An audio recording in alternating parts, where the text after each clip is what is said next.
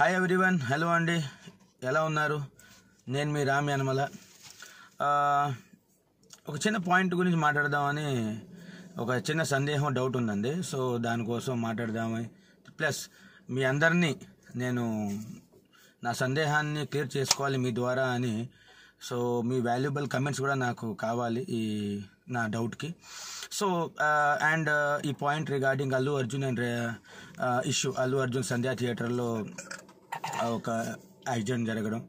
So దాని గురించి నా డౌట్ ఏంటంటే, అల్లు అర్జున్ అండ్ టీమ్ ఆ సంధ్యా థియేటర్కి వస్తున్నారని, లేదా ఆ విజిట్ చేయాలి, సినిమా చూడాలని చెప్పి పోలీస్ డిపార్ట్మెంట్కి రిక్వెస్ట్ లెటర్ పెట్టారు. రైట్, పోలీస్ డిపార్ట్మెంట్ వాళ్ళ రిక్వెస్ట్ని రిజెక్ట్ చేసింది అని మన పోలీస్ డిపార్ట్మెంట్ వాళ్ళు చెప్తున్నారు.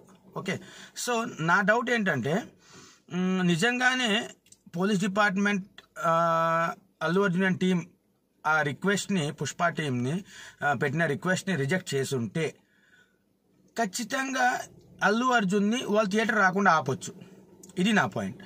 ఎందుకంటే ఫర్ ఎగ్జాంపుల్ చాలా రాజకీయ పార్టీలు, పొలిటీషియన్స్ ధర్నాలని అవన్నీ చేస్తూ ఉంటారు. దానికి కూడా పోలీసులు పర్మిషన్ తీసుకుంటారు. మేము పలానా గాంధీ చౌక్ దగ్గర చేస్తాము, లేదా ఢిల్లీలో చేస్తాం జంతర్ మంతర్ దగ్గర, లేకపోతే పలానా ఇంకో పార్క్ దగ్గర, ఇందిరా పార్క్ అటువంటి హైదరాబాద్లో ఉంటే చేస్తామంటారు. అటువంటి వాటికి పోలీస్ డిపార్ట్మెంట్ పర్మిషన్ ఇవ్వనప్పుడు, అప్పుడు ఆ పొలిటీషియన్స్ కానీ, ఆ మాబ్ కానీ, ఆ కార్యకర్తలు కానీ వెళ్ళినప్పుడు ఖచ్చితంగా పోలీసులు వాళ్ళని చెదరగొట్టడం అయితే ఏమి, వాళ్ళని ఆపడం అయితే ఏమి, లేదా ఆ నేతలని హౌస్ అరెస్ట్ చేయడం అయితే ఏమి, ఇంట్లో నుంచి రానికుండా చేయడం అయితే చేస్తుంటాయి. సో ఈ పుష్ప విషయంలో కూడా నా డౌట్ ఏంటంటే, ఇప్పుడు ఎప్పుడైతే పుష్ప టీం అక్కడికి రాకూడదు అని ఆ రిక్వెస్ట్ రిజెక్ట్ చేశారో, కానీ అల్లు అర్జున్ అండ్ టీం మాత్రం ఆ సంధ్యా థియేటర్కి వస్తున్నారు అని అందరికీ తెలుసు. సో మనలాంటి కామన్ పీపుల్కి సోషల్ మీడియా ద్వారా ప్రతి ఒక్కరికి తెలుసు, అందరికీ ఇంటెల్ ఉంది. ఏంటి, అల్లు అర్జున్ వస్తున్నాడు ఫలానా టైంకి, అందుకనే అక్కడికి అంత భారీగా జనాలు కూడా వచ్చారు. ఆ మాబ్ అంత హెవీగా అక్కడ క్రియేట్ అయింది మాబ్.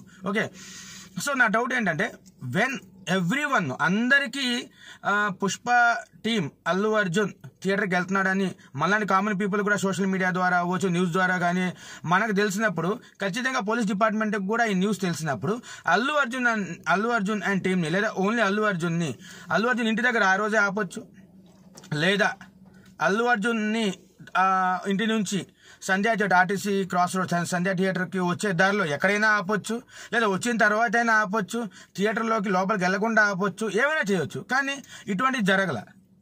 అది ఎందుకని అనేదే నా ప్రశ్న. ఎందుకంటే నేను దీన్ని ప్యూర్గా ఈ పొలిటికల్ పార్టీస్తోనే నేను కంపేర్ చేస్తున్నాను. ఎందుకంటే పొలిటికల్ పార్టీస్, రాజకీయ నేతలు చాలా ధర్నాలు ఇవన్నీ చేస్తున్నప్పుడు పోలీసులు దాన్ని అడ్డుకోవడం అని చేస్తారు. కానీ అలాగే ఆ రోజు అల్లు అర్జున్ కూడా ఇంట్లో నుంచి రానికుండా, లేదా రోడ్ మధ్యలో మార్గంలో ఎక్కడైనా ఆపి థియేటర్లోకి లోపల పోనీయకుండా ఈ చర్యలు ఏదైనా తీసుకొని ఉంటే మేబీ ఆ యాక్సిడెంట్ జరగకపోయి ఉండొచ్చు. ఈరోజు ఇంత రభస ఏదైతే ఉందో, దీన్ని ఆల్మోస్ట్ అసెంబ్లీలో మాట్లాడే స్థాయికి, రాష్ట్రంలో చాలా సమస్యలు ఉంటాయి, అటువంటివి మాట్లాడకుండా కేవలం ఒక సినిమా గురించి, ఆ పుష్ప గురించి టార్గెట్ చేసి మాట్లాడుతున్నారు. So this is my doubt అండి. దీని మీద ఎవరైనా కమెంట్స్ పెట్టాలనుకుంటే దయచేసి పెట్టండి. నాకు ఇంకో డౌట్ ఏంటంటే, అల్లు అర్జున్ దొంగచాటుగా రాలేదు థియేటర్కి, మారువేషం వేసుకొని రాలేదు.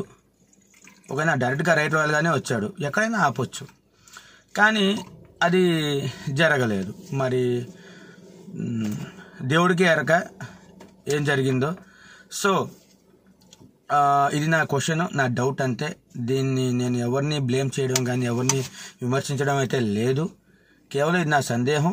ఈ సందేహం నేను మీ అందరితో కూడా పంచుకొని, మీ కమెంట్స్ రూపంలో మీ ఆలోచనలు, మీ రివ్యూస్ కూడా ఎలా ఉంటాయో తెలుసుకుందామని మాత్రమే చేసిన ఈ వీడియో. ఓకే, థ్యాంక్ యూ అండి. Thank you so much everyone. జై హింద్.